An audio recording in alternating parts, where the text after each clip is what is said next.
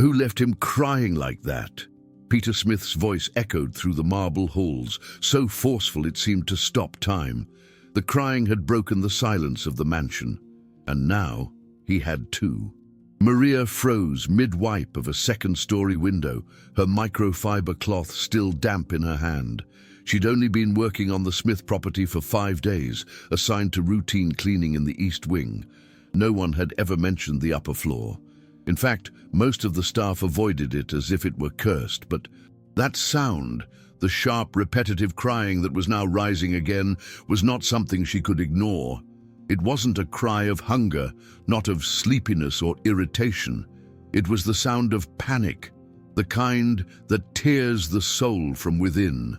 "Miss," the butler called from downstairs, "stay away from the upper wing." She didn't answer. Maria climbed the last few steps, her heart pounding. At the end of the hallway, behind a half-open door, a light flickered from a sensory projector.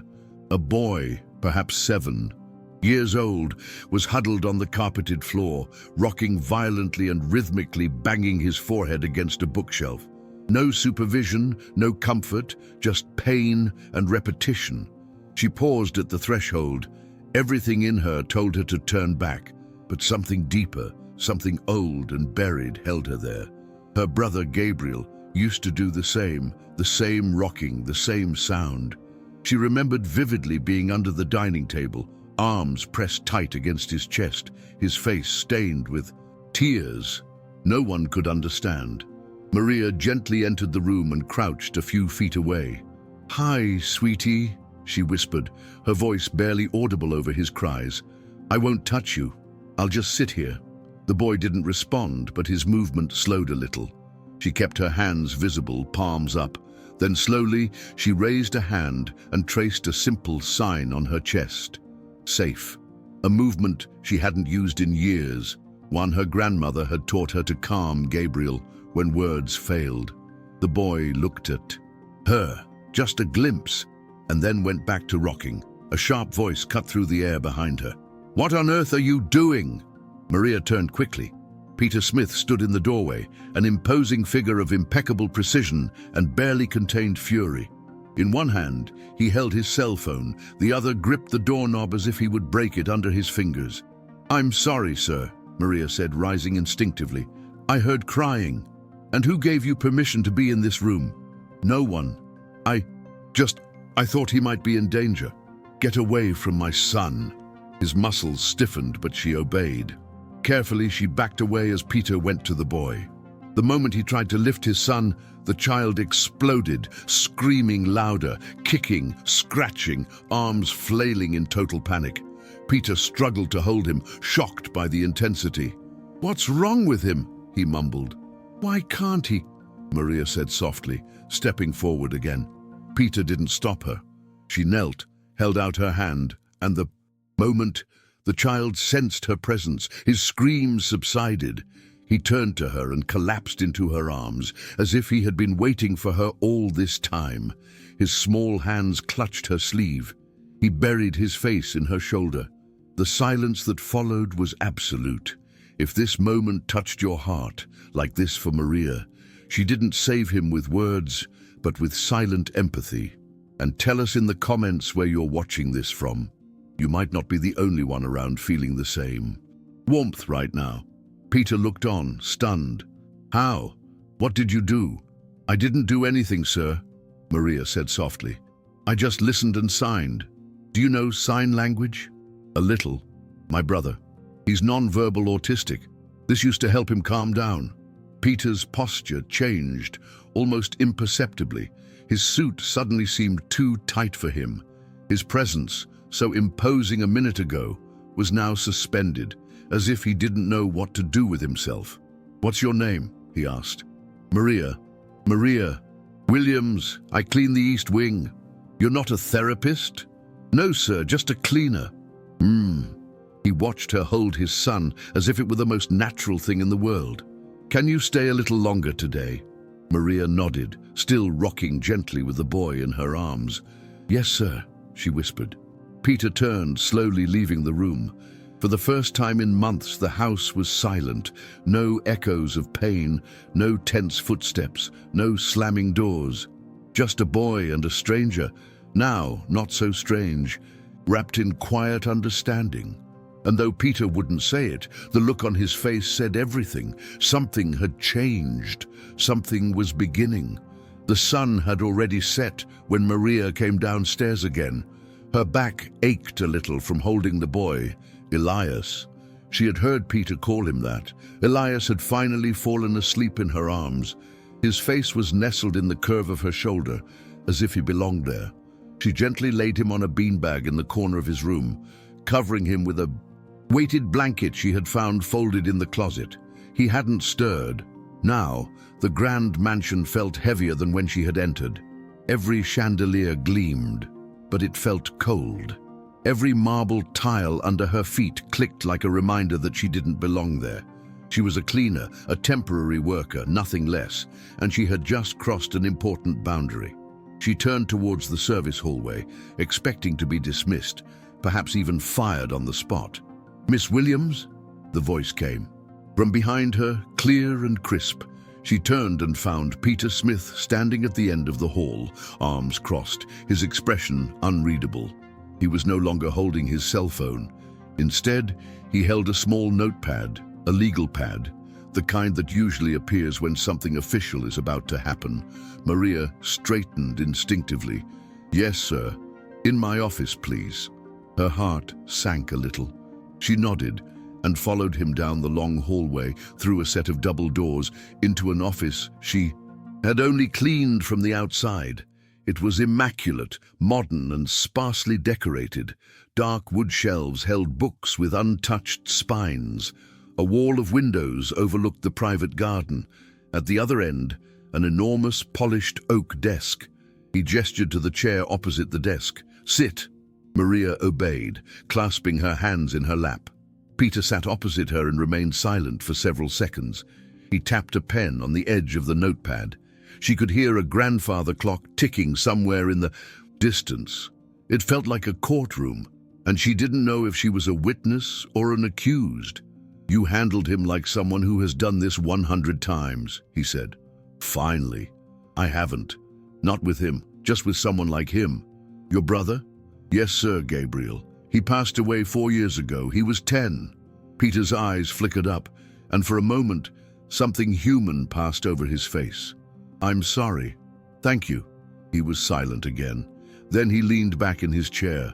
"No therapist, no specialist, no trained professional has been able to calm Elias like that. No, in 2 years everyone has failed, and you just walked in there with a cloth in your hand and fixed him." Maria's throat tightened. "I didn't fix him, sir. I just saw him." That made him pause. The pen he was tapping stilled. "You saw him?" "Children like Elias, they don't need to be fixed. They need to be heard. You can't rush their silence. You need to be willing to sit in it with them." Peter blinked slowly. "You sound like someone who should be doing more than cleaning floors." "I'm just someone who needed a job, sir. My grandmother has medical bills, and this pays better than the diner." He looked at his notes, then closed the notepad entirely. "I want to make you an offer." Maria blinked. "Sir, I need someone who can connect with Elias, someone who can be consistent. No, not another overqualified stranger with a clipboard and a 2-week contract. Someone he already trusts. I'm not a nanny. I don't need a nanny. I need you." She shook her head gently. "Sir, with all due respect, I'll double your salary," he said, not giving her room to finish. "You'll stay in the staff wing, private room. All expenses paid, weekends off, health insurance if you don't have any. And you'll never lift a mop again." Maria felt her heart race. The numbers danced in her head. That kind of money could mean real treatment for Grandma Loretta. No more skipped medications, no more stretching food stamps. But she also knew the risk. This wasn't just a job. It was a fragile boy with delicate patterns and an even more fragile trust. If she accepted and failed him, it wouldn't just be another nanny leaving. It would be a betrayal. I don't know if I can." Peter leaned forward, elbows on the desk. Look, I've had behavioral specialists with Stanford degrees, nannies from elite agencies, even a family therapist who charged $1,000 an hour. No one lasted more than a week. You walked in, didn't say a word, and my son laid his head on your shoulder. I don't know what that is, but I know it's rare. Maria swallowed hard. It's not magic, sir. It's just care. That's even rarer. He looked at her hands, chipped nail polish and all. She thought of Loretta, the quiet way she would say, "My dear, if God opens a door, don't argue about the doorknob." When would I start? Tomorrow morning. I'll have the room ready tonight. Maria nodded. Okay, I'll try. Peter stood and held out his hand. She shook it, small and firm. As she left the office, her mind was racing. She hadn't prepared for a live-in job. She hadn't even given her landlord notice she was leaving. But beneath all that noise was something quieter, something she hadn't felt in a long time. Purpose. The next morning, Maria arrived with a small suitcase slung over her shoulder and a cardboard box under her arm. The housekeeper, Mrs. Veronica, led her to the staff quarters in the east wing of the mansion near the back. Garden. The room was simple, but cozy. A twin bed, a reading armchair, a desk facing the window. "Mr. Smith had this renovated last night," Mrs. Veronica said, handing Maria a key card. "He said you were important. I'm just a helper, maybe, but he doesn't give guest rooms to helpers." Maria smiled politely and quickly unpacked. She hung her clothes and placed a small framed photo of Loretta on the bedside table. At 9:30 a.m., she was again in front of Elias's room. This time, when she entered, the boy was already awake.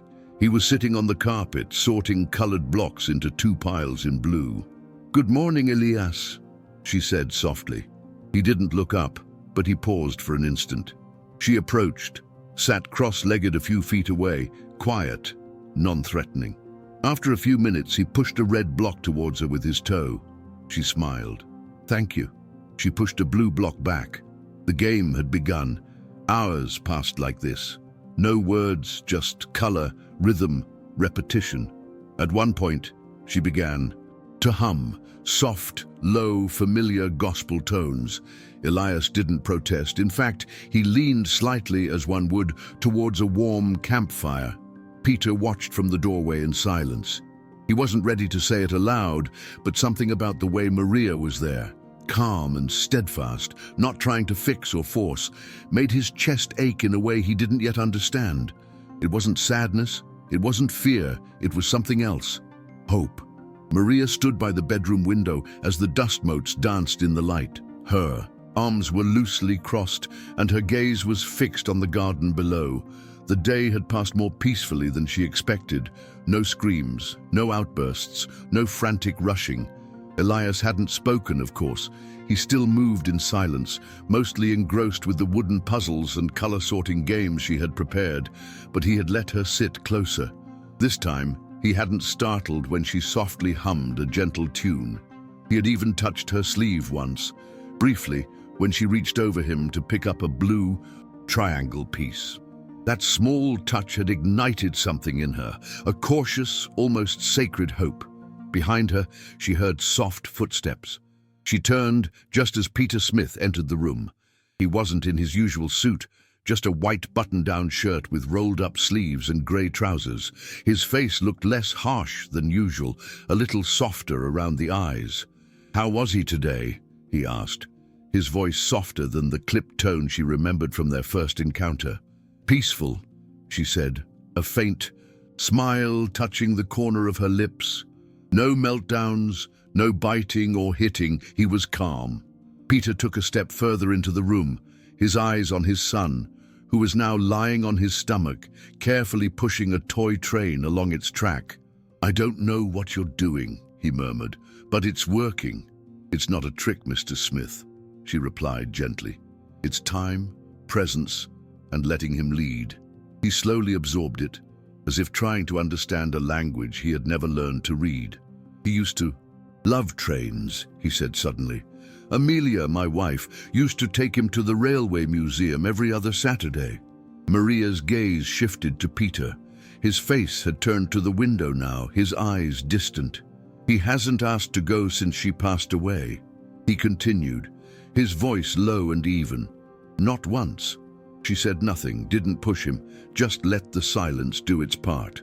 "I thought we were doing fine," he continued. "After the funeral, I hired the best therapists money could find. I enrolled him in every specialized program that would take him. I spared no expense, but it only got worse. The tantrums, the fear of strangers, the screaming." He turned to Maria. "And now you're here, and he's calmer than I've seen him in over a year." Maria shifted slightly. "Grief isn't something you treat like a cold, Mr. Smith. It's not linear. Not for you, not for him." Peter didn't reply immediately. Then he asked, "Do you think he remembers her?" "I think he feels her absence," she said after a pause, "even if he doesn't know how to say it." He sat down in the armchair by the bookshelf, elbows on his knees, looking at his son with something between guilt and awe. "I was married for 10 years, he said suddenly.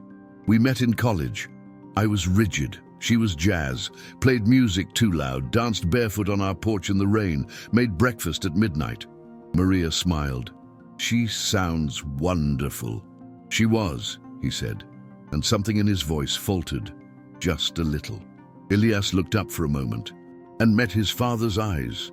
Peter stood and approached his son slowly. "Hi, champ," he said softly, crouching beside him. "How's the train?" Elias didn't speak, didn't react, but he also didn't recoil. Peter looked at Maria. "Do you think he'll speak again?" "I think he's already speaking," she responded, her eyes warm. "You just need to learn to listen to the version of language he trusts." He held his son's gaze for another moment, then nodded and stood.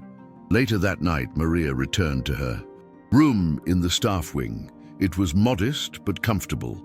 She had unpacked her small suitcase, 3 changes of clothes, 2 books, a worn diary, and a framed photo of her grandmother Loretta, holding a young Gabriel.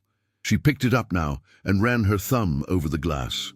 "You would like him," she whispered. "He's a mess, but he's trying." There was a knock at the door. She opened it to find Mrs. Veronica holding a tray with a covered dish and a folded napkin. "Mr. Smith said you haven't eaten." "Since lunch," the lady said with a curious note in her voice. "He insisted you have a proper dinner." Maria blinked. I didn't realize I lost track of time." Apparently the boy did too. He didn't scream at all today. Miracle of miracles. Maria accepted the tray with a grateful smile. "Thank you." Before she turned to go, Mrs. Veronica hesitated. "Don't get too comfortable," she warned, but her voice held no malice. "Mr. Smith changes his moods like the wind." Maria nodded once. "I don't expect anything." She closed the door and sat at her desk, lifting the lid of the dish. Grilled salmon, roasted sweet potatoes, and green beans. Her stomach rumbled in response. As she ate, her mind kept replaying the image of Peter on the floor next to his son. It had been brief, but genuine, vulnerable. And she couldn't help but wonder what kind of man tries to control the world but forgets how to hold his own child. The next morning, Maria entered the room at 8:30 sharp. Elias was already awake, sitting by the window, tracing shapes on the glass with his finger. Sunlight cut a warm line across the carpet. "Good morning, Elias," she said softly, approaching slowly. He didn't turn, but he also didn't stiffen. She sat beside him, not too close. After a few minutes of silence, she picked up a small whiteboard and a whiteboard marker.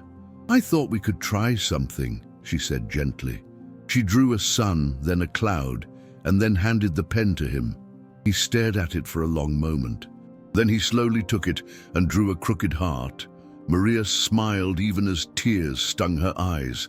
Down the hall, Peter had stopped outside the door. He watched the moment through the crack in the frame, his hand hovering near the doorknob, but not opening it. Something inside him was slowly, painfully moving, like an old hinge, learning to turn again. He walked away before they noticed, but his thoughts remained in the room. That night, he sat alone in his office with a glass of whiskey he didn't drink, On the desk was a file, Maria Williams' application form, her background check, and a handwritten reference letter from her former manager at a diner. He read the note twice. She isn't fancy, but she comes in early, works late, and never complains. She's kind and knows how to listen even when people don't know how to speak. Peter folded the paper and leaned back in his chair. Outside, the wind stirred the trees along the stone fence. Inside, for the first time in months, silence felt like comfort, not an emptiness. In a house built with money, guarded by rules and haunted by loss, someone had finally arrived who didn't try to fix the cracks. She simply sat beside them. And for Elias, and perhaps for Peter too, that was enough to begin again. It had been almost 3 weeks since Maria Williams had accepted the job, which for starters wasn't hers. Caring for the boy no one could reach. And by now, her presence in the Smith mansion had gone from anomaly to necessity. Every morning, she entered Elias's room with the same quiet ritual, no sudden movements, no grand gestures, just the steady rhythm of being present. And in return, Elias began to offer more. He hadn't spoken once, but his eyes began to seek her out. He followed her with a quiet trust. He handed her objects, small things, a block, a button, puzzle pieces, as if they were messages he didn't yet know how to write. That morning, Maria introduced him to a new routine. She brought a soft rug, some scented clay, and a series of cards with emotions drawn in bold, cartoonish expressions. "This is happy," she said, showing the first card. "Happy like when the music plays." Elias took the card, touched it once, then looked at her face. Slowly, he pressed the card against his own chest. "Yes," she whispered. "That's right." When Peter came home that night, the house was different. Again, not silent, as it had been for a year, not empty, but humming softly with signs of life. In the kitchen, Mrs. Veronica played soft jazz on her tablet. The windows were slightly ajar. Somewhere upstairs, a child laughed. Not loud, not boisterous, but a quick, pure laugh that stopped him in his tracks. He left his keys on the hall table and followed the sound. Maria was kneeling on the living room rug, a giraffe doll in one hand, a sock puppet in the other.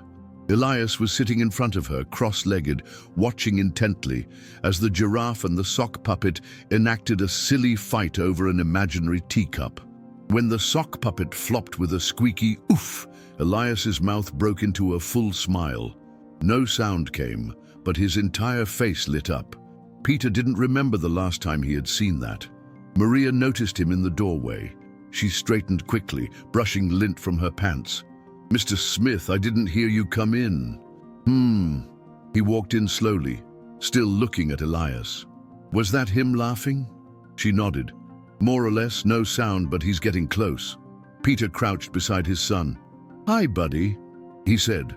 Elias didn't recoil, didn't startle. He reached out and touched his father's shirt briefly before returning to his toys. Peter felt his throat tighten. "He's trusting you more," Maria said softly. Peter nodded, but didn't take his eyes off his son. He used to play like this with Amelia. She would do that sock puppet voice. It was ridiculous, but he loved it. He stood and looked at Maria. "Thank you." She gave a faint smile, her eyes warm. "I'm not doing anything you couldn't do." "That's the hardest part to believe," he said, half joking, half defeated. Later that night, Maria went to the small garden behind the staff wing. It was late spring, and the camellias had just begun to bloom. She carried a mug of tea, her grandmother's blend, cinnamon and dried hibiscus. She sat on the wooden bench under the magnolia and breathed.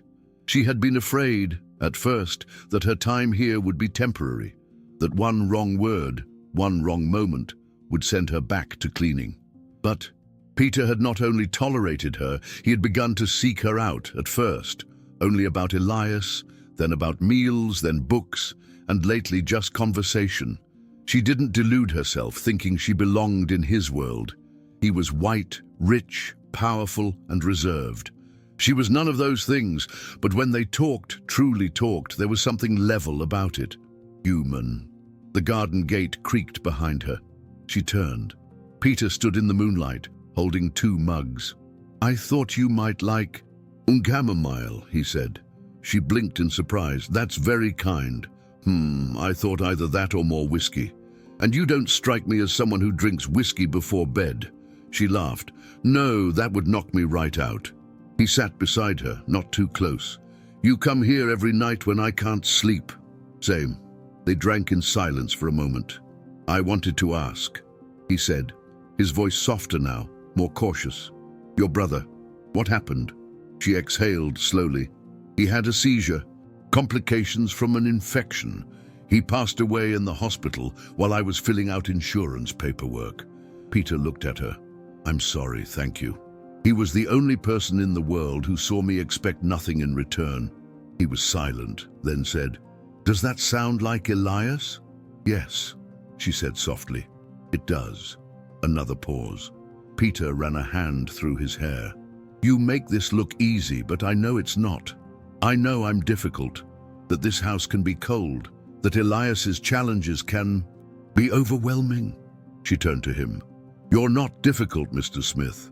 You're just grieving in the only way you know how." His eyes met hers. "Call me Peter, please." She hesitated, then nodded. "Okay, Peter." A gust of wind rustled the branches. The lights from the second floor glowed softly through the windows. Somewhere above them, Elias stirred in his bed. "I want to learn," Peter said suddenly. "I want to know what you know about him, about how to reach him." Maria's heart beat faster. "You're already halfway there. I watch you with him. The way you read his signs, the way you understand what he needs before he asks. I don't have that instinct." "You don't need instinct," she said. "You need willingness, and he will teach you, if you are patient enough to listen." He looked at her, and for a moment, something shifted in the air. "I want to try," he said. And for the first time, Maria saw not the CEO, not the man with perfect posture and calculated words, but an uncertain, imperfect, and finally ready father. The next day, everything changed. Maria led a small lesson in the living room, simple sign language: stop, help, love. Peter joined them, awkward but sincere. Elias watched, then copied. At one point, Peter made the sign for more, and Elias responded with a semi-formed version of the same gesture. Peter's eyes filled, but he didn't say a word, just nodded, smiled, and reached out to his son. Later that night, Maria wrote in her diary by the window, chronicling the moment. "He is coming back to his son," she wrote, "not as a savior, not as a fixer, but as a father learning a new language, one built on silence, trust, and steady hands." She looked up as there was a knock at the door. Peter was outside holding a book. "I found this in Amelia's things," he said. "It's about raising children with sensory disorders. I thought you might want to read along." She took it gently. "I'd like that." And then he added before leaving, "Thank you for staying." That night, Maria sat on her bed, the book in her lap, and Gabriel's memory warm in her chest. She wasn't just staying, she was building something slowly, quietly, like Elias's laughter, like trust blooming between unlikely hands. Early summer light streamed through the bedroom windows, casting soft golden shafts on the hardwood floor. Maria sat cross-legged in front of Elias, gently encouraging him to press different animal shapes into a soft piece of kinetic sand. It was part of their morning routine now, sensory time before breakfast, a calm and consistent way to prepare him for the day. Elias didn't speak, but he responded more and more with eye contact, small gestures, and even hesitant smiles. When Maria softly hummed, he swayed. When she laughed, he tilted his head to watch her longer. And once, when she reached for the sand mold he liked, he touched her wrist and gently pushed it towards her. "Thank you," she whispered.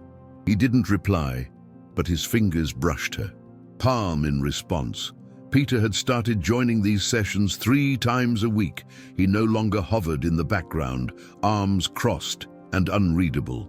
Now he knelt beside his son, mimicking Maria's gestures, learning the signs slowly but with deep concentration. Cow, Maria signed that morning, forming the horns with her fingers. Elias didn't copy, but he looked. Then he pointed to the small cow figure on the carpet and pressed it into the sand with surprising care. Peter chuckled softly but genuinely. "He's understanding," he said. Maria smiled, then turned to him. "You too." That afternoon, Peter invited her to walk in the garden with him after lunch. Elias had fallen asleep in the sunroom, a light blanket loosely draped over him and a stuffed bear clutched in one hand. Maria hesitated for a moment, unsure if this was still professional, but then followed him past the manicured hedges towards the old gazebo. They walked slowly, side by side. Peter had taken off his jacket and loosened his collar. It was the first time she had heard him without that ever-present armor. "Elias's therapist called this morning," he said. "I didn't mention it before because I wanted to see how today would go." Maria looked up. "Is everything okay?" Yes, his developmental milestones are still delayed, but she noted significant improvements in behavior. He's starting to trust again. That takes more than therapy. That takes safety. Peter nodded, hands in his pockets. She also asked, she asked what had changed in the home environment. "I told her it was you." Maria chuckled, tucking a braid behind her ear. "I'm just a part of it." He stopped walking and turned to her. "You're the part that matters." She met his eyes, and for a brief second, the world narrowed. The breeze died down, the sound of birds faded. Peter's expression was different. Now, not the guarded, clipped detachment she expected, but something quieter, raw. "Before Amelia died," he began, his voice rougher than usual. "She used to say I was always 2 steps behind, that I never saw what was in front of me until it was too late." Maria said nothing, just listened. She handled everything, the school forms, the therapy sessions, the tantrums. "I just wrote the checks." He swallowed hard, and when she got sick, I panicked. I started controlling everything, as if order could save her, as if structure could replace her presence. "Grief makes us cling to anything that doesn't move," Maria said gently. "Because what moves can disappear." He looked at her sharply, surprised, then slowly absorbed it. "You sound like someone who's lost something." "Someone who's lost someone," she corrected, her voice barely above a whisper. "We all carry echoes." They continued walking in silence. Shadows stretched across the garden. Maria reached out and touched a blooming camellia. "These used to grow on my grandmother's porch," she murmured. "She used to say they were stubborn flowers, that they bloomed when they wanted to, not when others expected." "Sounds familiar," Peter said. She smiled. "I suppose so." That night, as the sun set and Elias dozed on the sofa, Maria found herself in the office. Peter had invited her to review an old therapy binder he had found in the closet. Notes and videos from Elias's early sessions. "Amelia filmed everything," he said, handing her a USB drive. "She always said, 'One day we'll forget the hard parts and miss the details. Let's save the details.'" Maria sat at the desk and opened the folder on the screen. The first video began to play.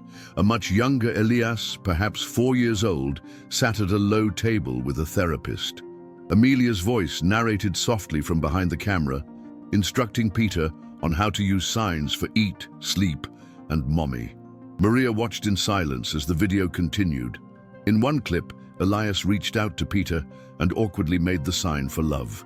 Amelia's laughter followed. "That's your daddy, baby. Good job." Maria turned slightly in her chair to see Peter standing in the doorway. He didn't enter, just watched. His face had gone pale. "I had forgotten about this video," he said. "I haven't watched this since before the funeral." "She was good with him," Maria said. "She was everything," he replied. His voice faltered a little, and I erased her. Maria stood and slowly walked to where he stood. "No, you didn't erase. You were surviving. You were silently breaking open." Peter looked at her. "Is that what I was doing?" "Yes, but now you're healing." He stared at her, unreadable. "And you? Are you healing too?" She paused. I think so. Some days more than others. For a long moment, they stood there. Nothing but the soft hum of the computer and the ghost of Amelia's laughter playing softly in the background. Then, gently, Peter reached out and touched Maria's hand. She didn't pull away. It was a response. That night, something shifted. Not in words, not in declarations, but in presence. Maria lay in bed, unable to sleep. Her heart beat fast, not from fear, but from awareness. Something was forming between them, something unsaid, but undeniable. And for the first time in years, she didn't feel like a visitor in someone else's story. She felt like she might belong in it.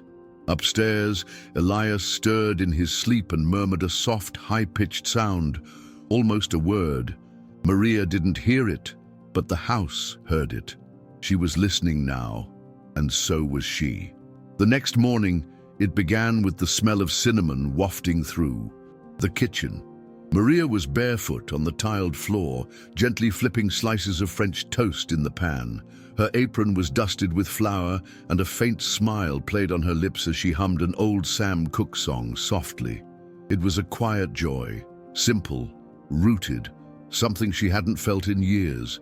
Peter entered the room silently, fresh from a shower and dressed in a white button-down shirt and grey trousers, but no tie for the first time. He stopped in the doorway, watching her work. I didn't know breakfast could sound so good, he said softly. Maria looked over her shoulder. You mean smell? He leaned against the doorframe. No, I meant what I said. There was a pause, light, but meaningful. She slid 2 golden slices onto a plate and turned off the stove. Elias is still sleeping, she said. I thought I'd surprise him. He likes the edges a little crispy. Peter walked into the kitchen and began setting out forks and napkins. You always remember the details.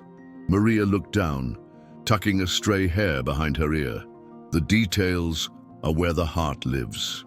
He paused for a moment, considering her words, then continued to set the table.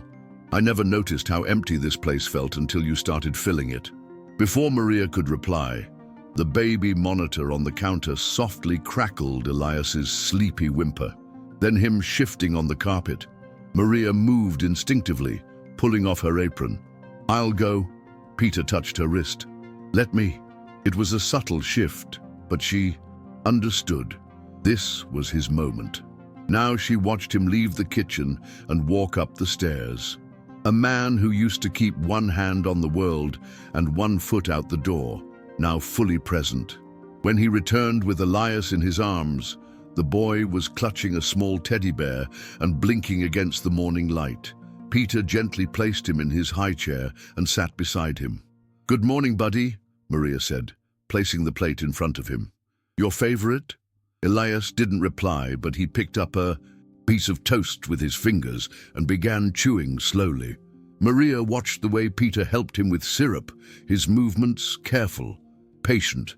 There was no rush in the room, no pressure, just connection. Later that day, the house had a visitor, Dr. Lisa Chen, Elias's long-time developmental psychologist, a small woman with keen eyes behind silver-rimmed glasses. She had known Elias since he was 2. She entered the hall with a calm smile. Still smells like expensive silence in here, she said. Half joking, Peter chuckled. That's changing. Maria offered her a glass of water and led her to the sunroom, where Elias was stacking wooden blocks by the window. Peter watched from the doorway, his hands slightly clenched. Dr. Chen observed the boy in silence. Then she leaned into Maria. He's focused, she whispered, and at peace. Peter walked in. Do you see progress? Dr. Chen nodded slowly. Not just in behavior, but in attachment. He's bonding. Peter looked at Maria. Dr. Chen followed. His gaze. Tell me, Miss Williams, what are you doing differently? Maria hesitated. I treat him as if he's already whole, not broken. Dr. Chen studied her. That's rare. It shouldn't be, Maria replied softly. After the session, Dr. Chen pulled Peter aside. You've done more than hire help, she said. You've invited something sacred into this home. Don't forget that. Peter didn't reply immediately. He watched Maria from a distance, kneeling beside Elias. showing him how to make the sign, for happy with his hands. His son mimicked her perfectly, shyly, but it was there. That afternoon, Maria went out to the garden alone, needing space to think. The camellias were blooming fuller now, with pink and white petals. She sat on the stone bench and exhaled slowly. She was getting dangerously attached. This was supposed to be temporary, a job, a brief chapter between responsibilities. But somewhere, in the quiet moments, in Elias's touch and Peter's changing eyes, it had started to feel like more. She took out her purse and pulled out an old photo. Her mother and younger sister on a porch swing. Her mother was laughing, head thrown back. Her sister's hands were caught mid-sign. Maria traced their faces with her thumb. "I still carry you," she whispered behind her. Footsteps approached. "I hope I'm not interrupting." Peter's voice, gentle now. Maria quickly put away the photo. "Just thinking." He sat beside her, not too close. "I wanted to ask." He began, then paused. "Why did you take this job?" She turned to him, her eyes calm. "Because I needed to remember who I was, and I thought maybe, just maybe, I could help someone else do the same." Peter nodded. "You've helped more than you know." A beat. Then Maria said, "And you? Why did you really hire me?" He hesitated. "At first, desperation. I was exhausted, out of ideas. But then I saw the way Elias looked at you. Not with fear, not shrinking away, just calm." They were silent for a moment. "I owe you an apology." Peter added, "When you arrived, I dismissed you. I made assumptions. I thought you were just a maid." She said without malice. He looked ashamed. "Yes." Maria met his eyes. "People do that all the time, but you're not." He said, "No," she whispered. "I'm someone who sees people others overlook." He nodded slowly. "You saw him, and now I see you." Something shifted in the delicate, dangerous air. That night, as the sun set and shadows painted the hallways, Maria passed the open office door. Inside, Peter sat at the piano, an old upright Maria had cleaned weeks earlier. He played a few hesitant chords, then began a hesitant, uncertain, but lovely melody. She stood quietly listening. When he finished, she walked in. "I didn't know you played." "I used to. Amelia made me promise that one day I would teach Elias." "Keep that promise," Maria said. "Music speaks even when we don't." He looked up. "Would you sit with me?" She did. He started again, slower. This time Maria hummed along. Then, without thinking, began to sign the lyrics of an old lullaby, Elias's lullaby. Her hands moved with grace, her face lit by tenderness. Peter stopped playing and just watched. "You're extraordinary," he said softly. Maria looked at him, her hands still mid-motion. "I'm just present," she replied. "Most people aren't." Peter reached out, brushing the tip of his finger against her wrist. It was a question. She didn't pull away. It was an answer. Upstairs, Elias stirred in his bed and for the first time called out, not with a cry, but with a word. "Daddy!" echoed down the stairwell like a bell. Peter froze, Maria gasped, and the house, so long wrapped in silence and grief, suddenly felt alive again. The word hung in the air like a fragile miracle. Daddy wasn't loud, wasn't perfectly clear, but it was there, real, alive. Peter sprang to his feet, almost knocking over the piano bench. Maria was already moving, her instincts sharper than her thoughts, and together they raced upstairs. The world suddenly became sharp, focused by that single word. Elias was sitting up in bed, his small hands clutching the edge of the blanket. His eyes were wide, not scared, just uncertain, as if he himself wasn't sure what had come out of his mouth. But when he saw Peter in the doorway, something flickered across his face. Recognition, a vulnerable kind of hope. Peter dropped to his knees beside the bed. "Say it again," he whispered, his voice trembling. "Please, just one more time." Elias blinked, his lips parting. He looked at Maria, standing just behind, then back at his father. No word came, just a small hand reaching out, resting against Peter's chest. It was enough. Peter wrapped his arms around his son, holding him as if he would fall apart if he didn't. "You did it," he murmured repeatedly, his forehead gently pressed into Elias's hair. "You did it, buddy." Maria stood quietly in the doorway, her hands clasped at her chest. She didn't intrude, didn't speak. That moment belonged to them. But her eyes, moist, soft, and bright, held the quiet satisfaction of someone who had given a piece of herself and now watched something sacred bloom. The next morning, the house felt transformed. There was light in the windows that hadn't been noticed before, warmth in the silence that used to echo empty. Even the staff moved differently, slower, quieter, reverent, as if they sensed a shift. No one could explain it. Peter cancelled all his meetings for the day. His assistant didn't question it.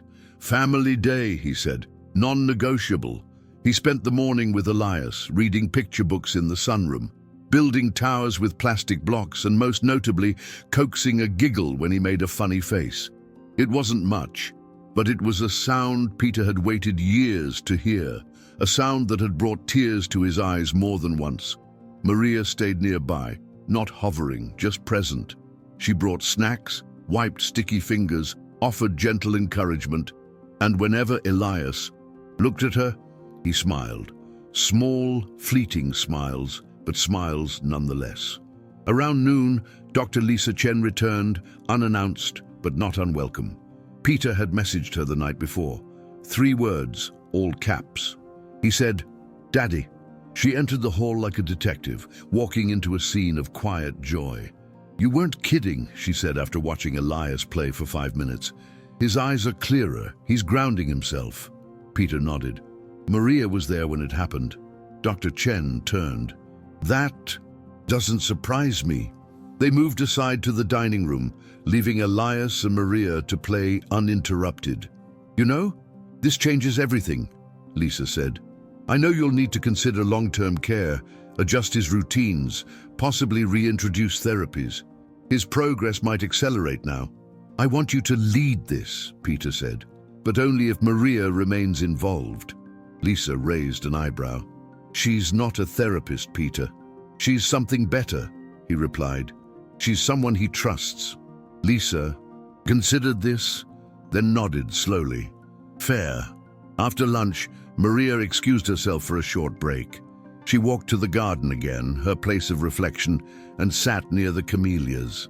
The spring breeze ruffled her braids, and she tilted her face to the sun, letting it warm her skin. She should be happy. Elias had spoken.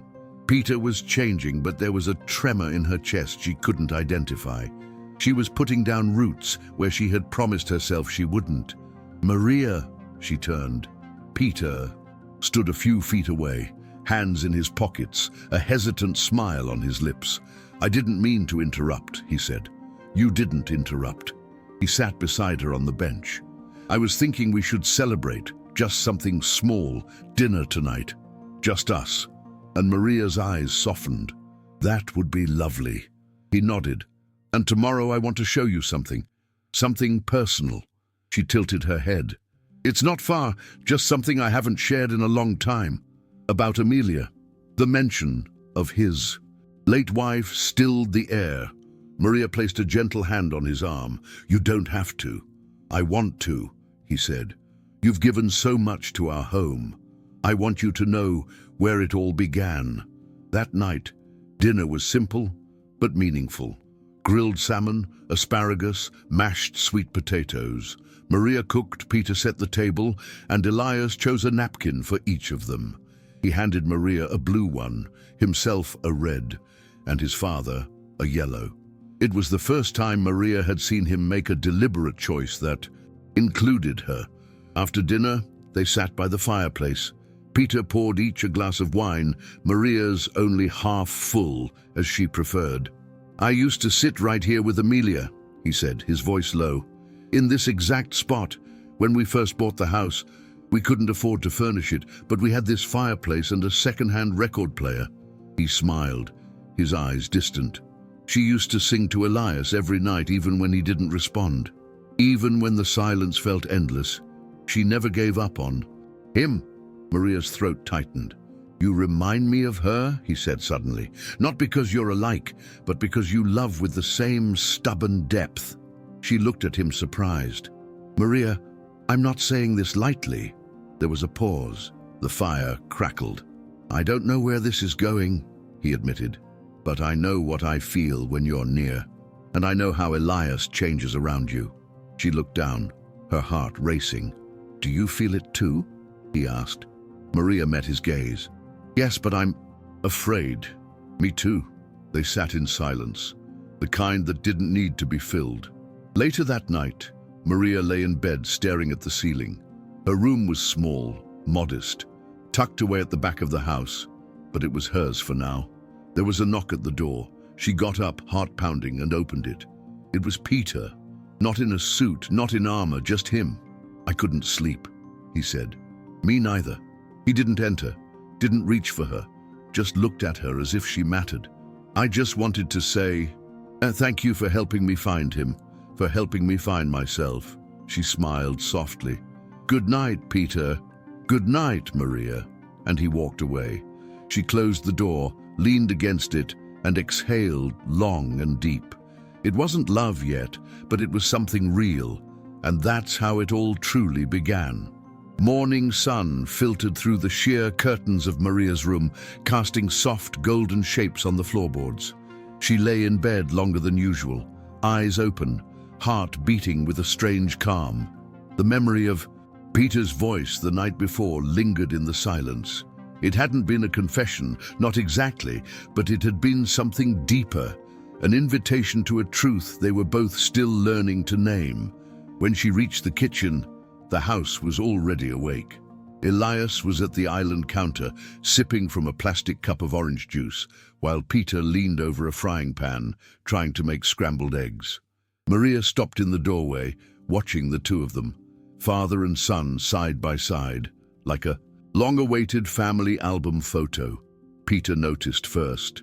"Good morning," he said with a warm smile, dressed in a navy t-shirt and jeans instead of his usual dress shirt.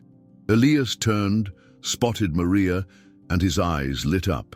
He didn't say a word, but he reached out a hand towards her. It was the first time he had initiated contact.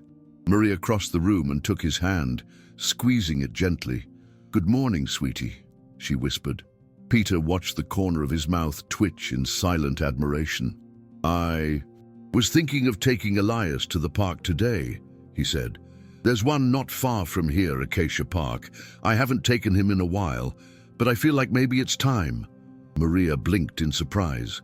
"That's a big step." "I know, but I want to try." The outing wasn't perfectly planned, and that was part of its charm. Maria packed a small bag with snacks and tissues. Peter brought a blanket and a collapsible stroller, and Elias wore a baseball cap he refused to take off. The car ride was quiet, but peaceful, with soft jazz playing low and the city slowly unfolding outside the windows. Acacia Park was alive with spring. Children laughing, couples walking dogs, old men reading newspapers on benches. They found a spot under a tall oak tree and spread out the blanket. Peter sat with Elias, pointing out the ducks on the pond, while Maria unpacked some sliced apples and cheese crackers. Elias didn't speak much, but his eyes followed everything. He watched a group of boys playing catch nearby, his gaze lingering longer than usual. "Would you like to try, Elias?" Peter asked gently, nodding towards the game. Elias looked at Maria, his expression uncertain. She smiled. "Well, just watch for now, okay? Maybe next time." He seemed content with that, snuggling beside her and munching on a cracker. A few minutes later, a voice called from across the field. "Mr. Caldwell, is that you?" Peter looked up. A woman in her early 40s approached, dressed in running gear and sunglasses. "Rebecca." "Stone," she said, extending her hand. "We met at the Chamber of Commerce dinner last year." Peter stood, polite but wary. "Ah, yes, of course, good to see you." Rebecca looked at Maria, then at Elias. "This must be your son." "I knew it. I'm glad to see he's doing well." Maria felt the tone shift slightly, subtle but unmistakable. That quick assessment, that flicker of surprise at Maria's presence beside them. Rebecca's eyes didn't linger, but her smile tightened. "Your new nanny." Peter's spine straightened. "This is Maria Williams. She's part of our family." Rebecca blinked. "Oh, well, that's nice." She turned to Elias again, then back to Peter. "Look, I don't want to bother. Just wanted to say hi. We should catch up sometime. I'll text you." With that, she jogged away. Maria pretended to focus on Elias's snack, but she felt the heat rise up her neck. Peter sat beside her in silence for a moment. "I'm sorry about that," he said softly. "You don't have to be." "No," he insisted, turning to her. "You deserve more than to be seen as just someone who works for me." Maria met his eyes. "I don't need validation from strangers, Peter. I know who I am." His expression softened. "I wish everyone had your clarity." They spent another hour in the park, letting Elias explore the grass, listen to birdsong, and collect small pebbles like treasures. When it was time to leave, he didn't cry. He held Maria's hand and walked beside her to the car. That night, as dusk deepened, over the property, Peter stood by the window in his office, a glass of whiskey untouched in his hand. Maria knocked softly on the door. "Come in." She entered, stopping at the threshold. "Elias is asleep." "Thank you." He gestured for her to sit. "There's something I want to show you." He opened a drawer and pulled out a worn photo album. Maria approached, sitting beside him on the leather sofa. The album smelled faintly of old paper and lavender. "This," he said, opening the first page. "It was Amelia's idea. She started it when we found out we were pregnant. Every month a new photo, every milestone, and then, after she passed, I stopped adding. The photos were beautiful. Amelia's radiant smile, a baby Elias swaddled in blankets, tiny footprints pressed in ink. As they turned the pages, the images shifted from colorful to shades of gray, not physically, but emotionally. "This is the last one," Peter said, pointing to a photo of Amelia holding Elias under a maple tree, her face radiant despite an IV tube attached to her arm.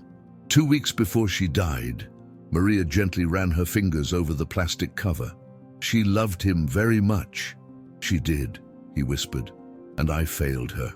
I shut down. I buried myself in work, in meetings, in pretending that grief wasn't eating me alive. You were surviving." Peter turned to her. "You're helping me live." The silence that followed was not awkward. It was sacred. "I've been thinking," he said after a moment. "I want to formally hire you, not just as a housekeeper or caregiver, but as Elias's developmental guide. We'll set up training, a plan. I'll make it official." Maria blinked. "That's generous." "It's not generosity, it's necessity. You've done more for him than any therapist or specialist in the last 2 years." She nodded slowly. "I'll accept with one condition. Say we keep doing this together. As a team, no titles, no distance." He held her gaze. "Done." They sat there, the album open between them, two people linked by loss and something slowly growing beyond it. Just before she left the room, Peter called out to her. "Maria!" She turned. He stood, walked towards her, and without hurry, embraced her. It wasn't romantic, no, not yet. It was something older, deeper. Recognition, the kind that says, "I see you." And in the quiet safety of that moment, Maria finally allowed herself to believe she belonged there. The next morning, it began with an unexpected knock. Not the gentle kind that signaled household. Routine, but a loud, echoing thud that stirred tension and memory. Maria was in the kitchen making Elias's favorite oatmeal when she heard it. Peter appeared seconds later, his brow furrowed even before he reached the door. Outside stood a man in a well-tailored grey suit with a clipboard tucked under his arm. He wasn't alone. 2 others flanked him, one in business casual, the other in a sleek blazer with an earpiece. The insignia on the clipboard read, "Child Protective Services." "Mr. Caldwell?" the man asked, polite but firm. Peter nodded slowly. "Yes. What is this about?" "I'm Mark Miller." We received a report of possible neglect involving your son, Elias Caldwell. We are here for an assessment. For a moment, the only sound was the wind through the trees. Maria had already stepped into the hallway, holding Elias close to her hip. She could feel his small heart beating through her shirt. Peter stepped outside, half closing the door behind him. This is absurd. Who made this report? I'm afraid we're not permitted to disclose the source during the initial assessment. May we come in? No, Peter said. His voice was calm, but Maria recognized the storm behind it. Not until I speak to my lawyer. You have every right to contact an attorney, Mark replied. However, if you deny entry during a welfare check, we will have to escalate. A court order may be requested. Maria stepped forward, still holding Elias, who was now clinging tighter to her. Is he safe? She said, her voice steady. I'm with him every day. There's no neglect. Mark examined her. And you are Maria Williams. I've worked here for several months. I'm his full-time caregiver. Another agent scribbled something in a notebook. Peter exhaled through his nose. Give me 5 minutes. He went back inside and made 2 calls. First to his lawyer, then to the head of a private security firm. When he returned, he opened the door completely. You may enter, but under observation, and nothing is to be touched without consent. They walked in, their eyes scanning the hall as if entering a crime scene. Maria held Elias protectively, whispering to him in a gentle rhythm. Only he understood. Peter remained close, his body language sharp, contained. The agents conducted their assessment with silent efficiency, checking the pantry, the bedroom, the yard. One agent asked to speak with Elias alone. Maria refused on his behalf. He doesn't speak to strangers. He has autism. I'm his comfort, his voice. You can ask, and I will translate into signs if necessary. Noted, Mark said, scribbling. They found nothing. Of course, there was nothing to find. But just before they left, Mark turned. This visit was by the book, but unofficially, Mr. Caldwell, it's rare for us to see a child so well cared for. Whoever sent the complaint may have had other motives. Peter closed the door behind them, his jaw tight. Maria stood nearby, still holding Elias, who had fallen asleep from the attention. Someone's trying to hit us, she said softly. Peter nodded, and I think I know who. He didn't name names, he didn't need to. Later that afternoon, Peter called a meeting in his home office. The guest list was small: Maria, his lawyer Sarah Jones, and a security consultant named Leo Brown, a calm, gray-haired man with decades of experience in federal protective services. This wasn't random, Peter began. We've been facing resistance in the upcoming tech acquisition. Quiet pressure. Now, this. I want a full background check on everyone who's had access to my family's internal calendar. Sarah looked up from her notes. You think it was an internal leak? I think it was personal, Peter said, looking at Maria. And targeted. Leo tapped the table. I'll start the sweep. Phones, laptops, digital footprints. If someone tried to weaponize child protection, we'll find the source. When the meeting ended, Maria remained. Peter looked at her. You don't have to be involved in this. Yes, I do, she said. This isn't just your fight now. It's Elias's, and I'm not going anywhere. His eyes flickered. You always sound like someone who's lost something important. Maria exhaled. I have lost. But Elias won't be one of those things. He didn't reply, but he didn't need to. That night after dinner, Maria sat on the porch swing with Elias nestled against her. The stars were beginning to appear, one by one.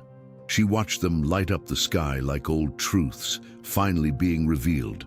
Peter joined her, 2 cups of tea in his hands. Mind if I sit? She shifted, and he occupied the space beside her, close but not invasive. I used to think silence was a curse, he said. That silence meant something was broken. But I'm starting to understand there are different kinds of silence.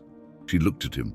There's the silence of pain, he continued, the silence of shame, and then there's the kind that's safe. Like now? Maria held her tea carefully. Silence. Safe. That's rare. He nodded, drinking. You gave that to him. To me, too. They sat in that silence for a long time, the night deepening around them. Then Peter asked, "Have you ever thought about what it would mean if Elias could speak? Not just with his hands, but with words." Maria looked out into the dark yard. "Sometimes. But I think about what he already says in other ways. When he takes my hand, when he leans into me without asking, that's speaking. It's just a different language." Peter's voice was quiet.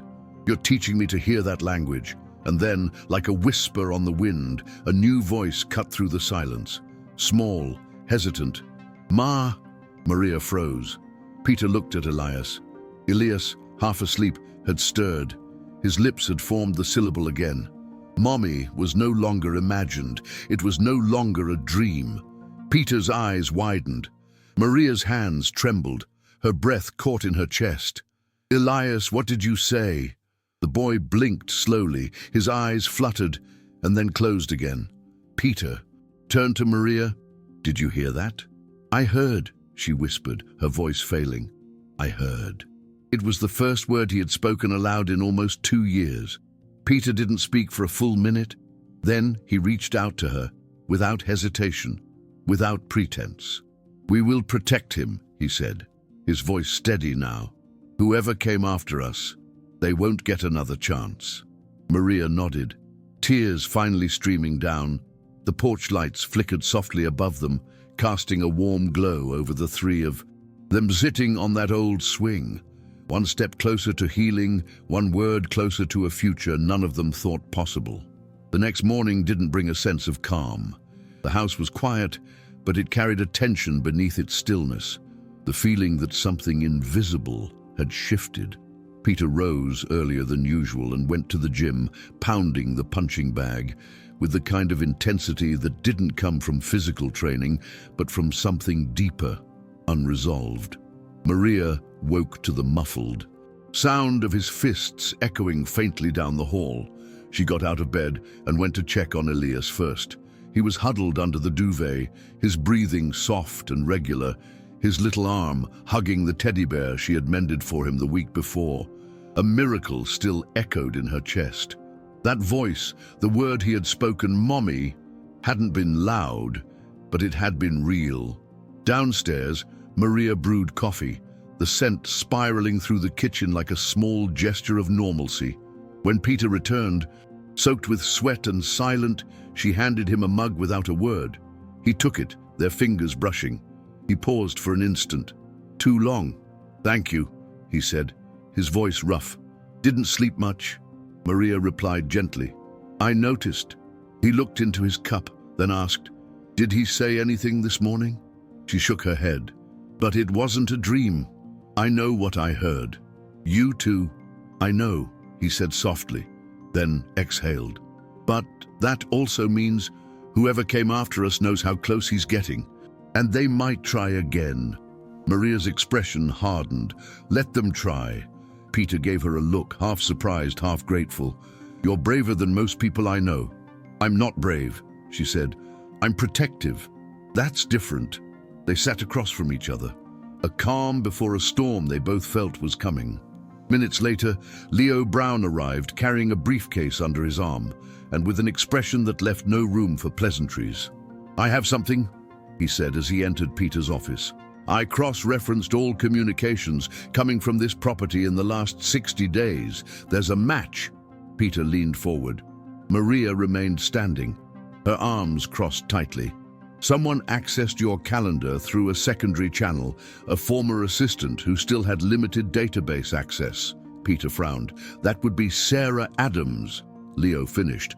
"Fired 6 months ago, but someone forgot to revoke her cloud access. And guess who she's working for now?" Maria's jaw tightened. "Let me guess. Phoenix Tech." Leo nodded. "And not just working, she's engaged to their COO."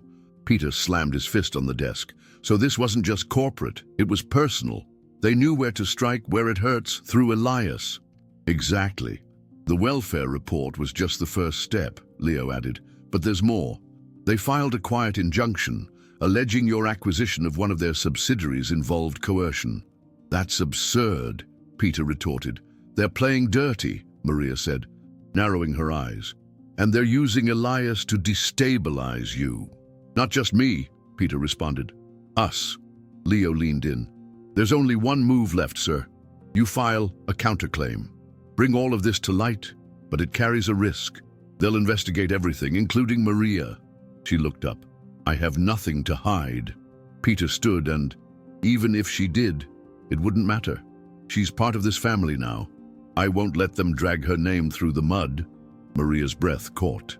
He hadn't said those words before. Not that way. Her eyes searched his face, trying to discern if he was serious or just trying to legally protect her. But he held her gaze with a calm certainty. "I'll make the call," he said. "We're taking them to court publicly." By late afternoon, news began to trickle out through media channels.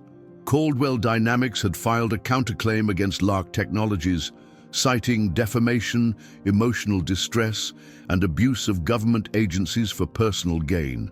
Maria watched the news unfold in the guest room, Elias sleeping beside her. Her phone vibrated non-stop with messages from friends she hadn't spoken to in years. Some were supportive, some confused, some hostile. One message stood out. It was from a private number.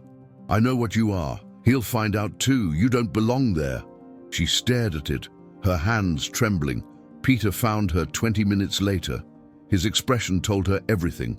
He didn't ask, just took her phone and scrolled. When he saw the message, his jaw tightened. "This has to stop," he said. She looked up. "They're not after you. They're after me because they can't touch you without touching me first." There was silence between them. Then Peter said, "Come with me." He led her down the hall to the living room, where a fire had been lit and soft jazz played in the background. Elias stirred on the sofa, blinking sleepily. Peter knelt beside him and began to sign slowly. Maria watched in surprise. His signs were clumsy, but heartfelt. "Safe, Daddy. Love, Maria." Elias's face lit up with a small smile. Peter turned to Maria. "I've been learning in silence, because if I'm going to be the father he needs, I can't expect someone else to teach me." She didn't speak, not at first. Her throat was too tight, but when she finally found her voice, it was soft. "You're already becoming that." That night, Leo's team set up a surveillance grid around the property. Drones, motion sensors, secure perimeter alarms. No one would approach the house unnoticed again. But the storm wasn't just outside, it was in the headlines, in whispers, in anonymous comments online. Maria became a silent lightning rod, praised by some, vilified by others. Rumors circulated that she was a gold digger who had seduced Peter for power, who had manipulated a vulnerable child. Peter tried to protect her. He issued statements, stood by her at every press conference, but some shadows couldn't be driven away with declarations. One night, after a particularly cruel article called her the maid who would be queen, Maria sat alone on the back porch, wrapped in a blanket. Peter joined her in silence, handing her a cup of tea. "I used to think I could fix everything with money," he said. "It turns out the things that matter most can't be bought. They have to be earned." She drank, her eyes red. "Do you think this will ever stop?" "No." He looked at her. "But I think we'll get stronger together." Her voice faltered. "Do you regret involving me in all of this?" He didn't reply with words. He reached out, took her hand, and placed it over his heart. "No," he said simply, "because you brought me back to mine." Tears filled her eyes again, but this time they weren't from pain. They were from hope. And that night, in the quiet peace of a house on the brink of scandal, the three of them, Peter, Maria, and Elias, slept under the same roof with something they hadn't fully shared before. A sense of family, fragile, hard-won, but real. The courtroom was colder than expected, a stark contrast to the emotional heat simmering beneath Maria's skin. She sat silently beside Peter at the defense table, her hands tightly folded in her lap, her breathing steady but shallow. Around them, cameras clicked and murmurs spread as reporters filled every available seat in the gallery. This wasn't just a hearing, it was a spectacle. Judge Amanda Jones, A woman in her 60s with silver hair pulled tightly into a bun entered and called the session to order. Her presence was imposing without being cruel, her gavel echoing through the room with purpose. This court will now hear Caldwell Dynamics versus Lark Technologies, she said, her voice unwavering. Maria's eyes shifted across the aisle. Sarah Adams sat haughtily in the front row, her engagement ring catching the light like a trophy. Beside her was Victor Lane, Lark's CEO, with the coldness of a man who thought everything was a negotiation. They barely looked at Maria, as if her role in the case was ornamental at best. But she wasn't there to be ignored, not anymore. Peter leaned over and whispered, "They expect you to falter. Don't give them that satisfaction." She nodded firmly. Her fingers still trembled, but her heart didn't. The initial testimonies began. Legal jargon filled the air. Each side presented arguments about data access, unauthorized schedule leaks, and the weaponization of the welfare system. Leo Brown took the stand, delivering his findings with clinical precision. He described the digital trail, the unrevoked access, and the links between Sarah and Lark Technologies. The court listened, but the tension only truly heightened when Maria's name was mentioned. "And what role did Miss Maria Williams play in any of these corporate decisions?" asked the opposing counsel, his voice sharp with condescension. Leo replied calmly, "None. She was a household employee. Her only concern was the safety of the child." "Ah, so why?" the lawyer pressed. "Did she continue to involve herself in matters far beyond her professional scope?" Before Leo could answer, Judge Jones raised her hand. "Miss Williams, are you prepared to testify today?" Maria froze. Peter looked at her. "It's your decision." She stood slowly, her legs steady despite her racing heartbeat. "Yes, Your Honor, I'm ready." The courtroom stirred. All eyes turned to her. As she approached the stand, Sarah smiled and Maria met her gaze without hesitation. Under oath, Maria recounted the events.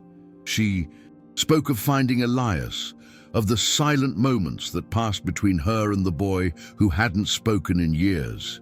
She told them about learning his signs, about the night of the false report, about the terror in Elias's eyes when strangers entered the house. "And did Mr. Caldwell instruct you to act beyond your duties?" asked Lark's lawyer, leaning forward. "No," Maria replied, "but I chose to protect that boy. I would do it again. And why would a maid intrude in such a delicate situation?" The implication was clear. The insult hung in the air. Maria's voice didn't waver. "Because that little boy wasn't just scared, he was forgotten. And I know what that's like."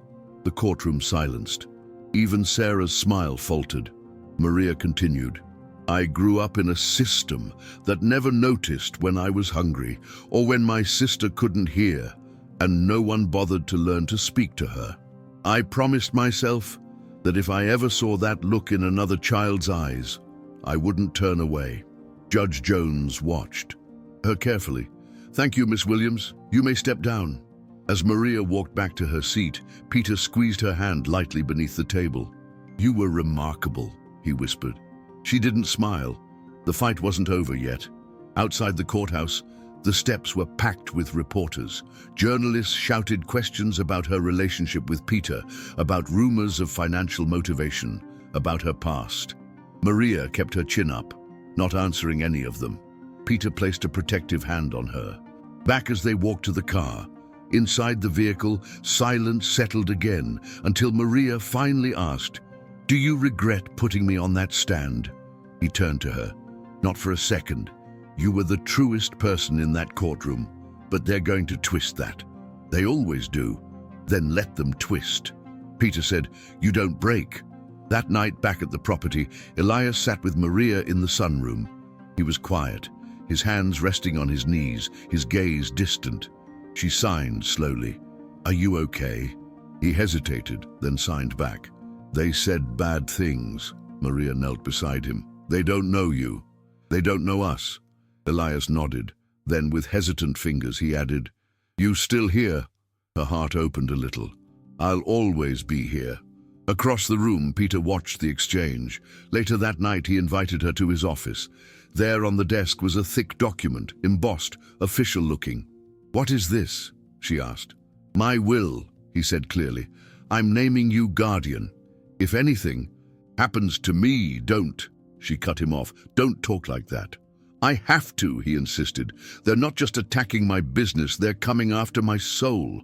And my soul lives in that boy." She swallowed hard. "What if they find something about me? What if they dig too deep? Then let them, because you've already proven something more powerful than a background check." "What?" "That you love him." There was no romance in his tone, no drama, just truth. And sometimes that was the most beautiful thing.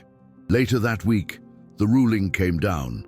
The court found insufficient evidence for Lark Technologies' claims and dismissed the case with prejudice, but the judge's closing remarks were what silenced the crowd. "I find it deeply disturbing," Judge Jones said, "that a private corporation would manipulate child welfare systems for corporate gain. Miss Williams' actions reflect the highest moral standard, one we would do well to emulate. This court recognizes her not just as a witness, but as a protector." The room erupted in whispers. Sarah's face paled. Victor Lane stood and left even before the gavel struck. Outside, the press again swarmed Maria. This time the questions were softer, some even gentle. "What's it like to feel vindicated? Will you stay with the Caldwell family?" Peter stepped forward, shielding her, but Maria didn't back down. She turned to the cameras, her eyes steady. "I didn't do this to win," she said. "I did this because a little boy needed someone who wouldn't give up on him." That night at home, the silence was different. It wasn't empty. It was filled with something sacred. Elias fell asleep beside her on the sofa, his hand curled in hers. Peter stood in the doorway, watching them both with a look that no longer needed explanation. Family wasn't always made of blood. Sometimes it was chosen in the middle of chaos. Sometimes it was proven in a courtroom, and sometimes it was simply a hand held through the storm, refusing to let go. The next morning brought a kind of quiet that felt unusual. Not the quiet of uncertainty, but the calm that follows a long, punishing storm. Sunlight streamed through the tall windows of the property, warming the marble floors, which once seemed too cold, too sterile. Now the house felt alive, not with noise, but with peace. Maria was at the kitchen counter making pancakes from scratch. Elias sat on a stool nearby, still in his pajamas, watching her with the soft gaze of a child who finally felt safe. He didn't speak, rarely spoke, but he signed a word with gentle fingers. "Happy." Maria's chest tightened. She turned to him and signed back. "Me too." Behind them, Peter entered silently, a cup of coffee in his hand. His tie still loose around his neck. His presence no longer carried the guarded stiffness of a corporate giant. Now, there was a softness in his eyes Maria hadn't seen when they first met. "Smells like you're trying to spoil him," he teased lightly. She gave him a sly smile. If he's going to start the day watching the morning news, talk about his dad, he deserves pancakes. Peter looked away to the muted television in the corner, where a live interview was being broadcast. One of the presenters read headlines from a teleprompter. "Caldwell family scandal ends with unexpected hero, the maid who stood up to a corporation, the boy who spoke through silence. They're not going to let this go anytime soon," he murmured. "I know," Maria replied, flipping a pancake. "But we don't need them to." Elias giggled as the pancake dropped perfectly into the pan. It was such a simple sound, so small, but it carried weight. It was joy. And in this house, joy was rare. Later that day, a letter arrived via private courier. It was hand-delivered and sealed in a cream envelope, addressed to Maria. Her eyebrows furrowed as she carefully opened it. Peter watched her from the library doorway. "Something wrong?" She unfolded the letter, her eyes scanning the handwritten lines, and blinked in disbelief. "It's from Judge Jones," she whispered. "She's offering to appoint me to the State Child Welfare Advisory Board." Peter stepped forward, startled. "That's That's significant. She says she believes my personal and professional experience could help shape future policy. Maria didn't reply immediately. Her fingers tightened around the paper. It's not just about Elias. It's bigger than him. There are more children like him out there. Peter nodded solemnly. And there aren't enough people willing to fight for them. For the first time since this whole ordeal began, Maria saw something beyond the mansion, beyond Elias. She saw a path, a purpose, not to escape who she was, but to become more of it. That afternoon, the three of them drove to a modest community center on the outskirts of the city. The building was old, but clean, its faded blue doors welcoming. Maria had learned about it through one of the lawyers at the trial, an after-school program for children with disabilities, mostly underfunded and understaffed. Inside, children sat in circles, some drawing, others using tablets with assisted communication. A boy, perhaps 7 years old, struggled with his hands, trying to form letters in the air. Maria knelt beside him and gently guided his fingers. "Like this," she said softly, signing the word home. He repeated it, his smile widening when he got it right.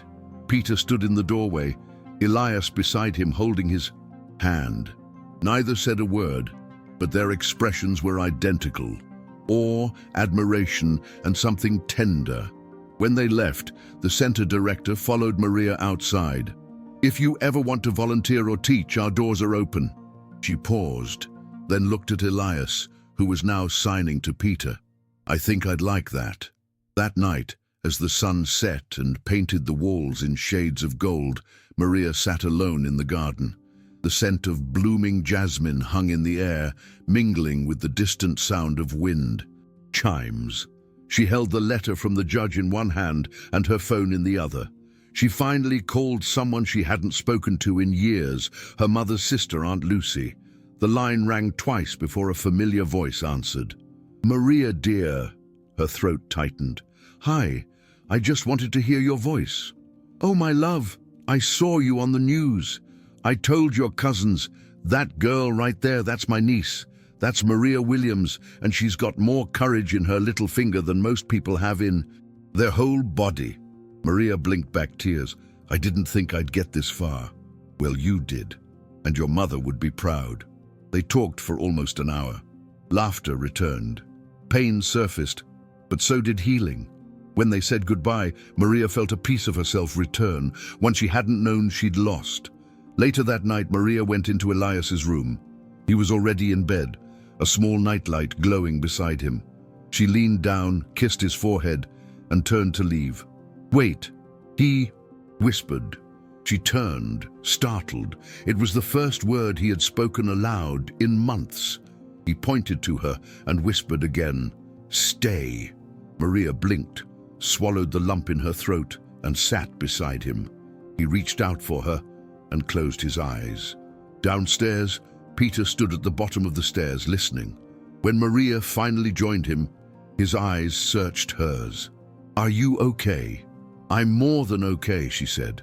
"I feel empty." Peter hesitated. "There's something I want to ask." She tilted her head. "I know things aren't usually like this, and I don't want to rush anything, but I'd like you to stay, not just as an employee, but as family." Maria's breath caught. "Maria, I'm not asking for answers tonight. I just wanted you to know that no matter what title the world gives you, employee, witness, advocate, you've already become something much more important to me." She looked away, her heart pounding.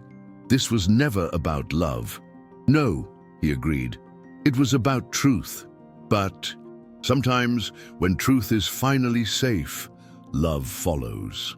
In the following weeks, Maria accepted the judge's appointment. She joined advocacy groups, traveled with Peter and Elias to community meetings, and began designing inclusive curricula for schools. Her story spread quietly, respectfully, not like a fairy tale, but as a reminder that sometimes it's not the powerful who change the world. It's those who dare to care when no one else will. One spring morning, almost a year later, a framed photo, sat on Peter's office desk.